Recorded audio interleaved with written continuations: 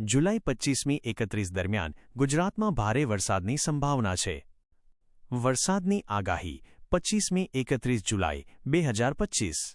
હવામાન વિભાગની નવી આગાહી અનુસાર 22મી 24 જુલાઈ દરમિયાન ગુજરાતમાં હળવા ઝાપટા ચાલુ રહેશે. જો કે 25 જુલાઈથી રાજ્યમાં વરસાદનો એક નવો અને ભારે રાઉન્ડ શરૂ થશે, જે 31 જુલાઈ સુધી એટલે કે 6 થી 7 દિવસ સુધી ચાલશે. બંગાળની ખાડીમાં એક નવી સિસ્ટમ સક્રિય થઈ રહી છે. આ સિસ્ટમ શરૂઆતમાં સાયક્લોનિક સર્ક્યુલેશન તરીકે ઉદ્ભવશે. તે ઓરિસ્સા થઈને મધ્યપ્રદેશ નજીક પહોંચશે ત્યાં સુધીમાં વેલમાર્ક લો પ્રેશરમાં પરિવર્તિત થઈ જશે. જ્યારે આ સિસ્ટમ ગુજરાત પરથી પસાર થશે ત્યારે તે મજબૂત વેલમાર્ક લો પ્રેશર અથવા ડિપ્રેશનની સ્થિતિમાં હશે, જેના કારણે 25મી 31 જુલાઈ દરમિયાન રાજ્યમાં ભારે વરસાદની શક્યતા છે.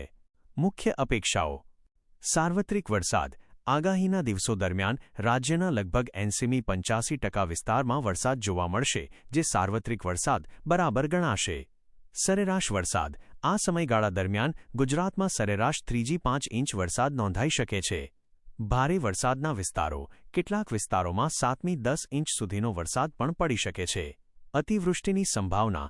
25 જુલાઈથી વરસાદની શરૂઆત થશે અને 27 જુલાઈથી ગુજરાતના ઘણા વિસ્તારોમાં 10 ઇંચથી પણ વધુ વરસાદ પડવાની સંભાવના છે. ટૂંકા સમયમાં આટલો વધુ વરસાદ પડે તો અતિવૃષ્ટિ જેવી પરિસ્થિતિ પણ સર્જાઈ શકે છે. ખેડૂતો માટે સારા સમાચાર.